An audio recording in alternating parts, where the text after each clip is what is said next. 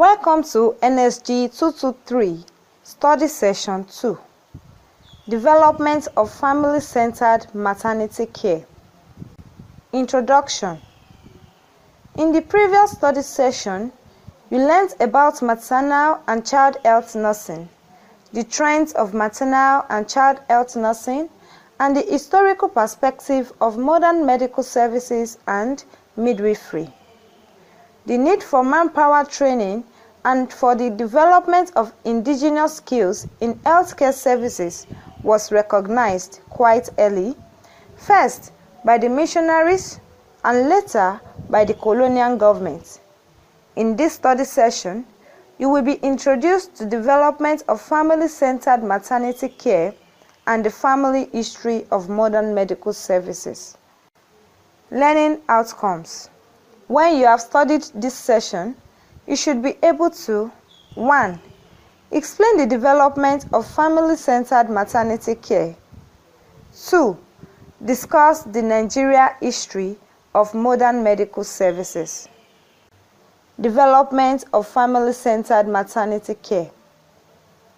The need for manpower training and for the development of indigenous skills in healthcare services was recognized quite early, first by the missionaries and later by the colonial government.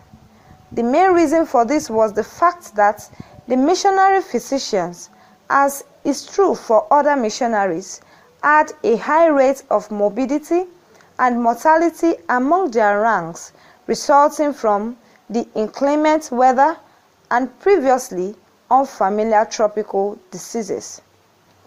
Since healthcare services had become a major part of evangelism, it became obvious that native Africans needed to be trained in all aspects of evangelical work, including healthcare delivery, in order to expand the missionary activities to the hinterland. The nearest place where this training was available was Britain. Several Africans were thus sponsored by missionary agencies to study in Britain. There was increase in hospital delivery. Childbirth took place in hospital rules became rigid, and there was isolation of maternity patients because of germs theory. Parents were separated during labor and deliveries. Mother and baby are separated after birth. Feeding schedules were rigid, and formula feeding was introduced, an aseptic in technique.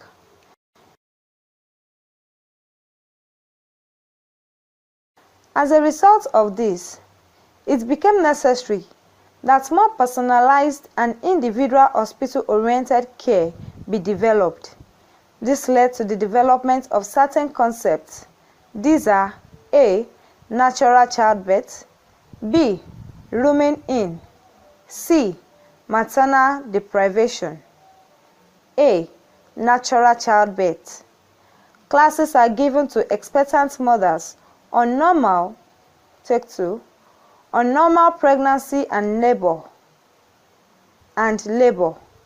Relaxation exercise. What to anticipate before, during, and after labor.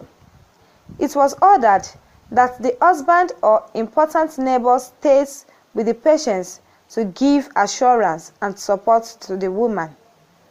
B. Rooming in. This was introduced by Arnold Gesell. This concept was introduced as a way of satisfactory adjustment of the mother to the child. Rooming in means the newborn infants stay with their mother instead of taking them to the nursery. This method focuses its attention on the family, where father and the mother attend to the infant. C. Maternal deprivation. John Proby described the effects of maternal deprivation on children and mental health of both mother and child. This study has great impact on health care.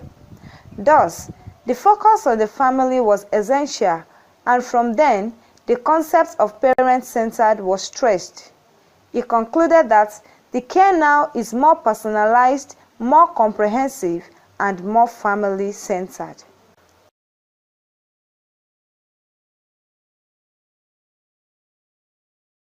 Nigeria history of modern medical services. Western medicine was not formally introduced into Nigeria until the 1860s, when the Sacred Heart Hospital was established by Roman Catholic missionaries in Abeokuta. Throughout the ensuing colonial period, the religious missions played a major role in the supply of modern healthcare facilities in Nigeria. The Roman Catholic missions predominated, accounting for about 40% of the total number of mission-based hospital beds by 1960. By that time, mission hospitals somewhat exceeded government hospitals in number: 118 mission hospitals compared with 101 government hospitals. Mission-based facilities were concentrated in certain areas depending on the religious and other activities of the missions. Roman Catholic hospitals in particular were concentrated in the southeastern and midwestern areas. By 1954, almost all the hospitals in the midwestern part of the country were operated by Roman Catholic missions. The next largest sponsors of mission hospitals were, respectively, the Sudan United Mission, which concentrated on Middle Belt areas, and the Sudan Interior Mission, which worked in the Islamic North. Together, they operated 25 hospitals or other facilities in the northern half of the country. Many of the mission hospitals remained important components of the healthcare network in the north in 1990. The missions also played an important role in medical training and education, providing training for nurses and paramedical personnel and sponsoring basic education as well as advanced medical training, often in Europe, for many of the first generation of Western-educated Nigerian doctors. In addition, the general education provided by the missions for many Nigerians helped to lay the groundwork for a wider distribution and acceptance of modern medical care.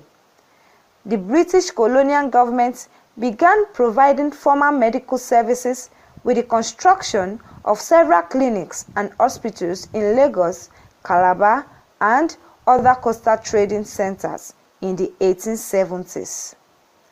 Unlike the missionary facilities, these were, at least initially, solely for the use of Europeans.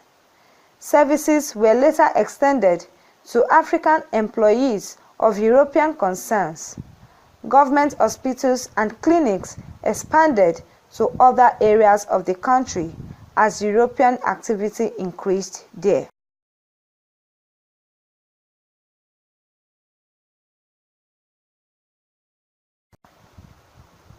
Midwifery in Nigeria. The care of pregnant women and babies is lagging behind in Nigeria than that of many developed countries due to inadequate human and material resources, doctors, midwives, hospital, health center, and maternity homes. The first two Nigerian registered midwives trained abroad in 1912 are late Mrs. Ore Green and Mrs. Abimbola Gibson. Later, 3 more midwives are trained: Mrs. Perugino, Mrs. Franklin, and Mrs. Adebisi. They were referred to as state-certified midwives. African midwives belong to a truly noble profession. They use their skills, experience, and dedication to preside over the gift to humanity of a new life. The first Nigerian registered midwife qualified in July 1927 at General Hospital, Ijebu-Ode, then called African Hospital, Ijebu-Ode. Her name was Miss Josephine Durojaye. From 1928, more ladies were trained in the art of delivery. In 1930, the first midwife ordinance came into being and was published on the 1st of April 1931. See the Midwife Ordinance under Nursing and Midwifery Council Decree. Lots of midwives were later trained in Mercy Street, Lagos as grade midwives. All other midwives trained outside Lagos are referred to as grade 2 midwives. This was abolished in 1968. Ijienu Hospital, Anambra, started training grade 1 midwives in 1968. Later on, in Nigeria, more hospitals were built, more nurses and midwives were trained, and more training schools were set up. Today in Nigeria, there are 62 midwifery schools training midwives for post-basic training who, after passing the final nursing and midwives qualifying examinations, are registered as registered midwives (RM) with 3 yearly renewable license to practice.